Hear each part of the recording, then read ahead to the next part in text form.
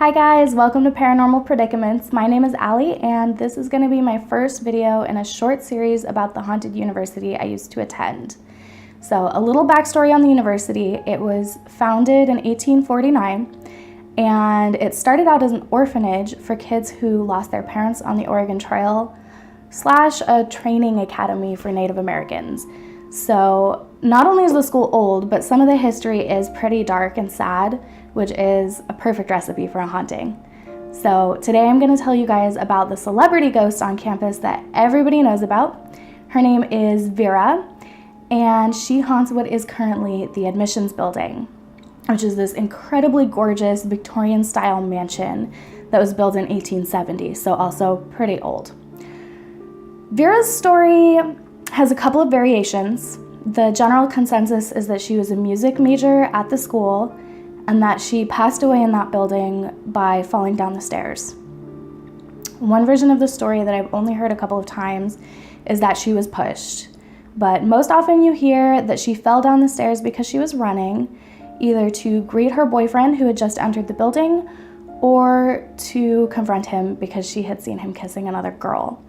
So people generally agree that she kind of blames him for her death and that she's more likely to pick on men, but she picks on everybody, believe me.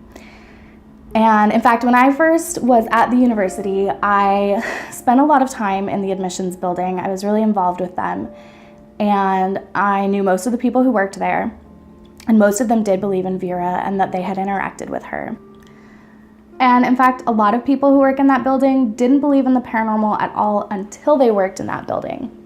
And one particular employee who has tons and tons of experiences with Vera says he remembers the exact date within a week of working in that building that he believed in the paranormal.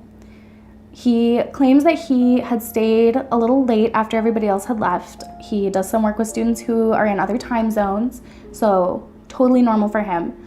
And he had been sitting with his back to his office door, and I can attest from being in this building a lot that it is really, really creaky. The doors creak, the floors creak, the stairs creak, and he heard his door creaking behind him, which he thought was odd because he was alone. So he turned around and was just in time to see that it was pulling shut behind him, but it stopped very abruptly when he turned around. And he says that in that moment, he just knew he wasn't alone. And it wasn't very long before he had more experiences with her. He has experienced everything from burning smells around his office, which I don't know why it would be a burning smell, but he's experienced that a lot. He has seen his briefcase on the floor just slide across the floor by itself, no one there, no one touching it. And he has had people in his office witness things like his fan turning on and off by itself. And another thing that everybody experiences is sounds. You hear footsteps going up and down the stairs, you hear a woman's laughter, you hear a woman's voice in your ear, and there's also a lot of instances of doors closing by themselves, opening by themselves too. But the scary thing about the door closing is that people have claimed things like doors locking on them, or even doors that don't have locks acting like they're locked until somebody comes to let them out from like a bathroom or something, which is a little bit intimidating. And I've definitely been in the building. I remember one time that I was going to a meeting up in the attic, which is a conference room now, and it's not spooky up there or anything, but I remember we got up there and one of the employees was kind of like, oh, this isn't how I lift the furniture. So furniture moves around, things move, open, close, all of that. Something else that people experience a lot is anything to do with music. Because Vera was a music major, it's said that she's kind of a snob about it. So if you're listening to music in that building and she doesn't like what you're listening to, she might change the channel or change the song on you. It's super common. And in fact, before admissions, it was the music department. And when they moved buildings, I guess for a few years, they had left a piano in admissions.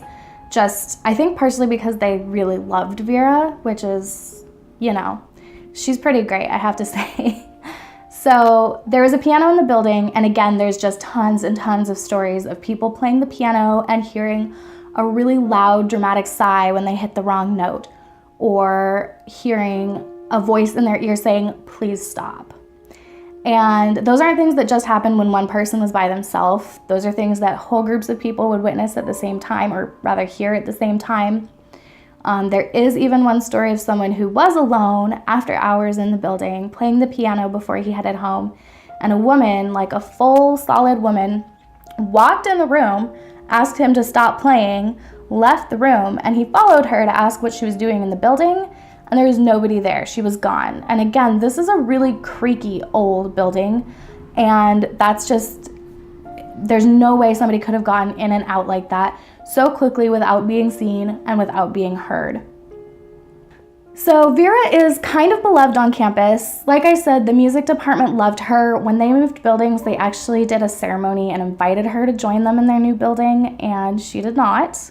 But she's pretty beloved, and at one point people brought in a medium to try to communicate with her better. And the medium actually said that Vera is one of 3 spirits in the building. She said that there is a second ghost who is pretty shy and quiet and happy to be left alone, and that there is a poltergeist in the basement, which again goes with the things that I heard from the people I knew who worked in the building. I know that people hated going down there. A lot of them used a buddy system or outright refused to go in the basement. They would talk about getting pinched, having their hair pulled. One woman that I knew said that like a really heavy box, it didn't just like topple off a shelf, it flew at her from a shelf that she hadn't been standing very close to. And after that, she would not go down there.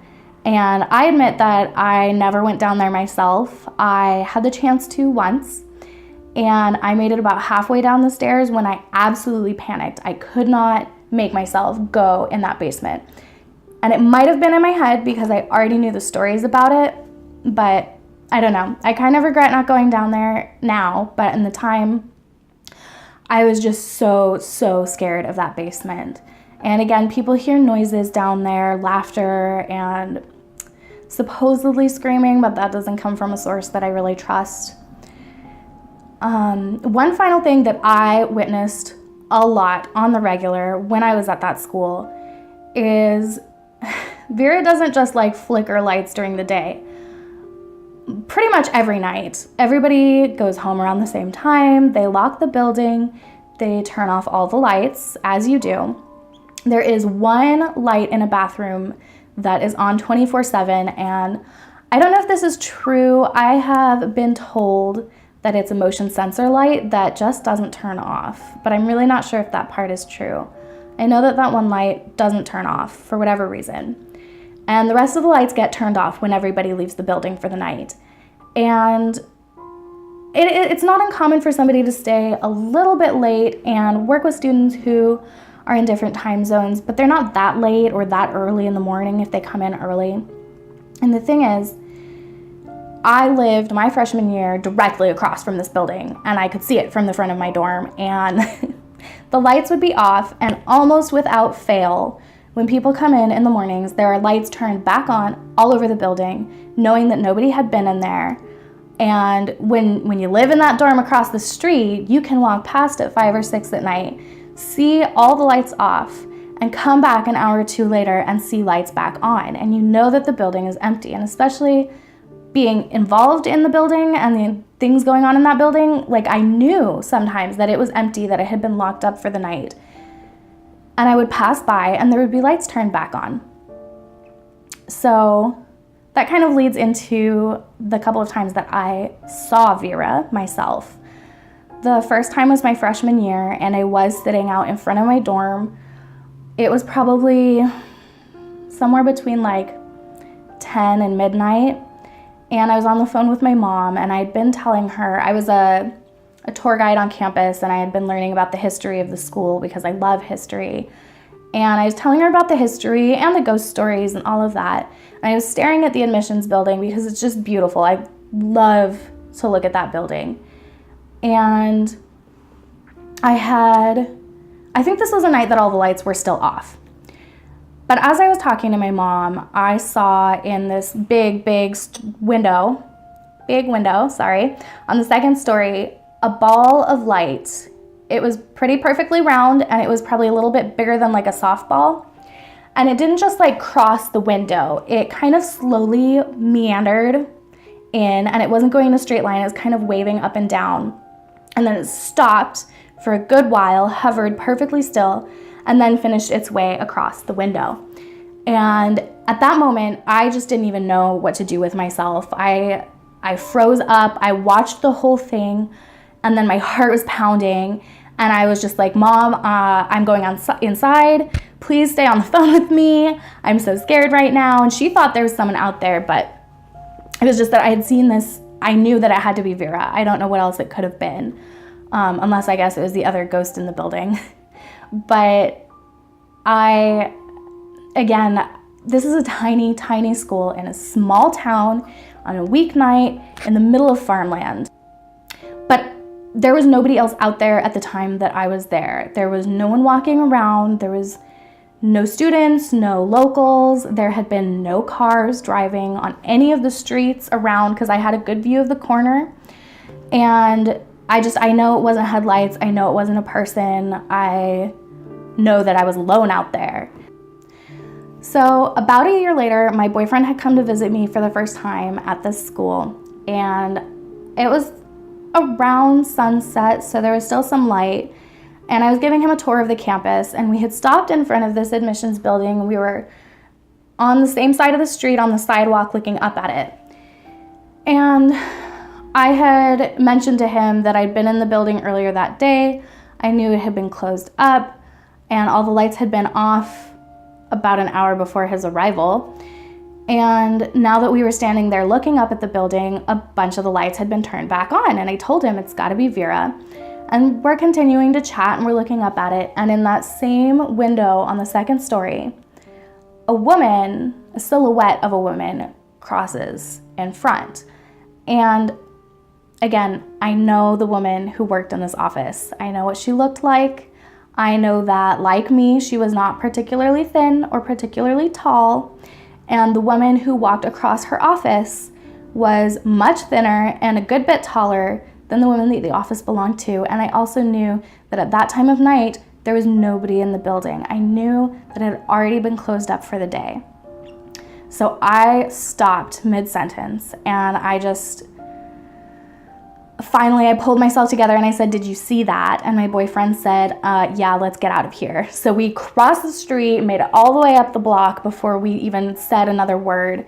And he says he doesn't remember this now, and I remember him being freaked out in the moment. He's just this huge skeptic who, like, things will happen around him, and he's like, "Oh no, I don't remember that happening," which is kind of frustrating. But it was just even crazier that I saw this a second time. Somebody else did see it with me, and it was a silhouette, but it was like a full body, which is so cool to me. And I don't know, I've always really been in love with Vera since the first time I heard about her visiting that school, and I can't believe that I got the chance to see her and experience so many of these things for myself. Now, another thing that I did on campus was I worked in the library. So I did also have access to the archives, and there's this giant, thick file that we called the Vera file that documented all of the paranormal activity on campus that had been reported. And in that file, there is, in fact, a record of a student who was a music major named Vera who attended our school. I've been doing a little bit of research, and it's frustrating because there's enough evidence to think that Vera probably was a real person. But some of the timelines and facts don't quite add up. And I don't necessarily think that means, I definitely believe that Vera's there and that she's real. And her name was given to students on a Ouija board multiple times. So I do believe that that's her name and that it's not something we have wrong about her. But there was a student from 1902 to 1904 named Vera who was a music major. There is no record that I can find of her graduating. There is no record I can find of her dying. It just says that she was there for 2 years and then she wasn't, and that's it. That's all I can find about her. Now, the thing about the admissions building is it's been admissions since 1993. It became a music department in 1949. This Vera was there in 1902. So I've been digging, and I know that in the 40s, until it was a music building, it was a women's dormitory. And that's actually when the first recorded reports of the building being haunted exist as well. And that doesn't, to me, mean that there couldn't have been a haunting before then, but it wasn't recorded. And I cannot find what the building was before it was a dorm. So I guess it could have been a music building before that as well, but I have no idea. And so that's kind of frustrating that those timelines don't add up. The final thing about Vera is that when her name was given, it was actually in the 60s to some students who were using a Ouija board. And I don't know if it was the same group of students, but they had communicated with her multiple times over a couple of years with a Ouija board. And she gave her name as Vera, but with a different last name than the Vera that we have a record of. And she said on the Ouija board that she was Native American and that she had been there during the time that it was a training academy. Now, the last name that she gave on the Ouija board is the last name of one of the presidents of the school way back then, who was also a pastor or reverend, I can't quite remember, which is pretty odd that you would just get that on a Ouija board. And it's not like most students at this school know the history that in depth like that. So the thing is, there's also no record of him having a daughter named Vera or a daughter that was Native. And all I can think is if that was true, if she existed and he had a child with a Native American woman, possibly a student at the school, he probably wouldn't have wanted that recorded. So I guess it's not something you can entirely rule out. But at the end of the day, I've seen Vera. I've interacted with her. There are hundreds of people who've gone to this school and seen her and heard her.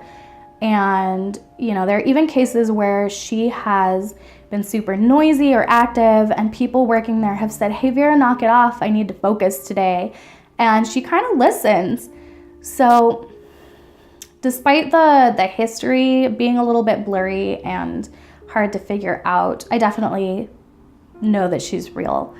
And that's everything I have about that building for you guys. I think my next video, if you liked this one, is going to be about the dorms that are haunted on campus, including the one I lived in my freshman year, which was just such a fun year, so many ghosts. And yeah, if you like this video, give it a thumbs up, comment down below. I'd love to hear if you guys have ever been at a haunted school or, I don't know, interacted with a musical ghost or a ghost with an attitude. Thank you so much for listening, guys. I hope you enjoyed this video. And again, if you want to hear about the haunted dorm that I lived in and tons of other scary stories about this school, hit the subscribe button, hit that notification bell so you can find out when I post those. It shouldn't be too long.